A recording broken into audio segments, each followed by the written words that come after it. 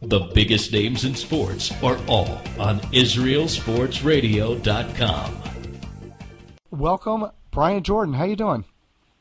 I'm doing good. How you guys doing? We're doing great, Good, Brian. Thanks good. for coming on. So, it's always odd. We're going to jump right into the Braves. It's odd when you have this Major League Baseball schedule where 3 teams play on the first day and the Braves Giants on the second day. Does that get them a little more relaxed coming into this? Well, I really hope so. I mean, especially after the dramatic finish there on Sunday.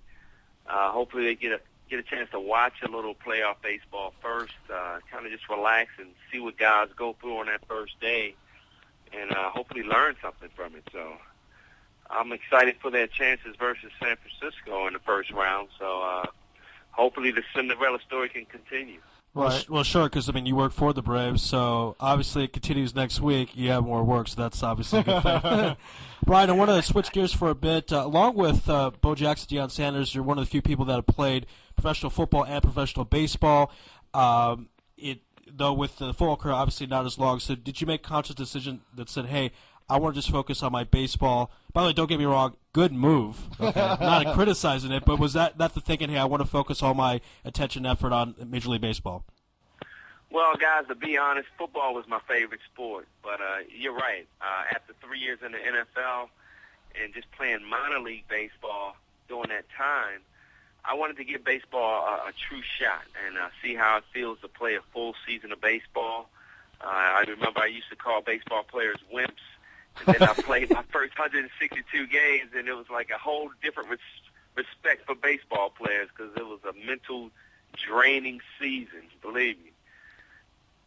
So let me ask you, first of all, I want to tell you, obviously we're broadcasting from Israel. You're from the Baltimore area. There's a decent Jewish population in Baltimore. I've told so many people that you're going to be on tonight, and everyone's like, oh, he's a Maryland guy. He's a Baltimore guy. So you have lots of fans around here, that's for sure. So I want to make sure those Baltimore guys know that I remember to mention that to you. Oh, great. Now, let me ask you, because are you working with Gwinnett also?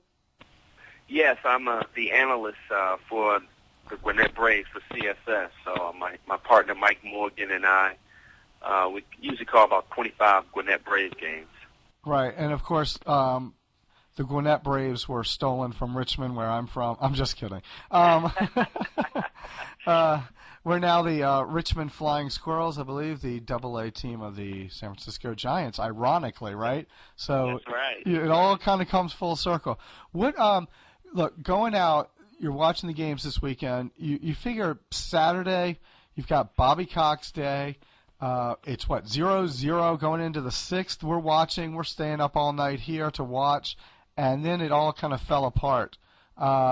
Sunday must have been an interesting day. We had somebody actually call us that was at the game on Sunday. How's Bobby doing? Well, I'll tell you what. I'm quite sure he needed some blood infusions and everything else that Sunday, because I think we all had heart attacks during that game. After having a big lead going into the 8th inning, and the Phillies, who just had a phenomenal lineup, they started working their way back, and the game got to 8-7. And I tell you what, I had to do the post-game show. And, going in 8-4, I'm sitting there smiling, saying it's going to be a great post-game show. But before you know it, I'm sitting there like, please don't let this be a sad night. Right. And thank goodness Billy Wagner, like I said, it's just a Cinderella story. His last regular season game of his career, because he's going to retire at the end of the year, he strikes out the side. So what a perfect ending and triumphal ending for Bobby Cox. Now, when it's all said and done, how is Bobby Cox going to be remembered as a manager? Well, you know what? Probably one of the best managers to ever manage the game. And this year probably was his best year as a manager, because all the injuries and all the different players that came from minor leagues. He almost had to make a different lineup every single night out there. So this clearly has to be his best season manager. And even after winning the 95 World Championship, as far as challenging, this year had to, be the one. And to make it to the playoffs Really, I mean, you never know what's going to happen. I always say that when you make it to the playoffs, it's a whole new season. But it would be awesome if he could go out on top. Now, speaking of the playoffs, you certainly have had your share of time in the playoffs. Got to play in the World Series against the Yankees. So talk about that, as fans. Try to convey what the moment's like, the feelings like to be center stage. The whole world is watching you play baseball. I'll tell you what, it was fantastic. Just to get to that point. This is what you play for. This is what you go to spring training for, to make it to the World Championship. And just to get there, it would have been even better to win it. But it's so hard. It takes so much energy to get to that World Series, get to that top level. It's a memory that I will never, ever forget. Of course, I would have loved to not get swept by the Yankees. But just to make it, though, and play in that type of environment where the world is watching, it was magnificent. Now, let me ask you, it's going to be an odd transition, I know. But first of all, did you play for Ronnie Atkins at Richmond? I sure did, Ronnie. Matter of fact, I just saw him 2 weeks ago when I went back to Richmond to open up the new stadium on campus. Oh, really? And and I saw Ronnie Atkins then, and he still looks the same, and he's doing well. He coached at Tucker High School, where I went to high school. So. Oh, really? You went to Tucker? Okay, yeah. good. So. And of course, now you've kind of transitioned. You're not only doing sport, you're doing children's books, overcoming the fear of the baseball.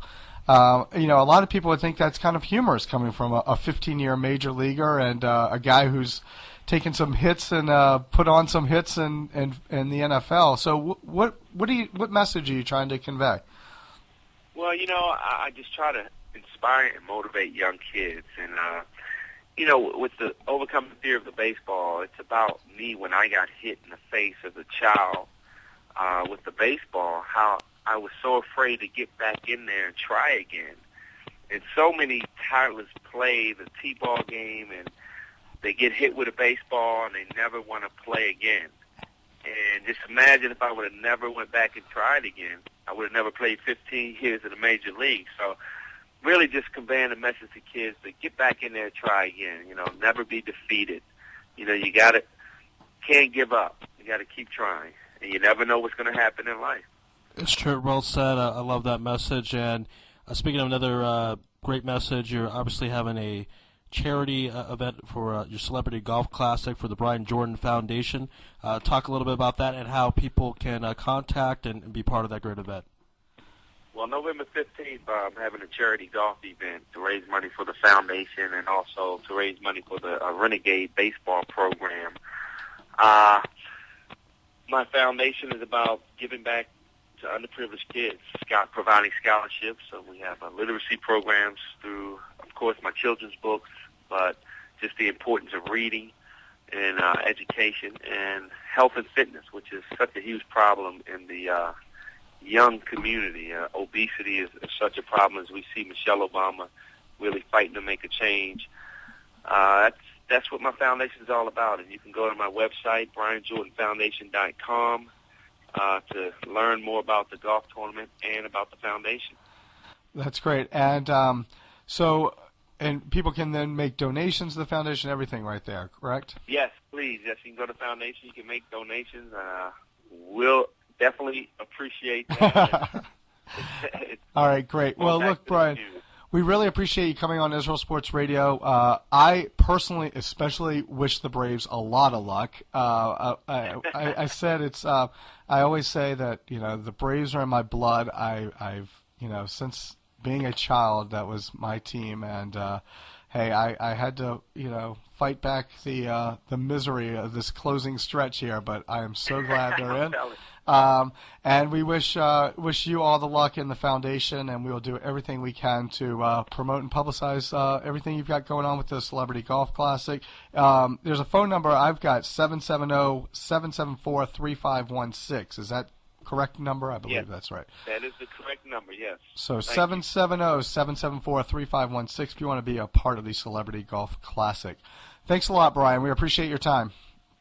All right, thanks, guys. Thanks, Brian. Brian. Have a good one. Have a good one. Bye-bye.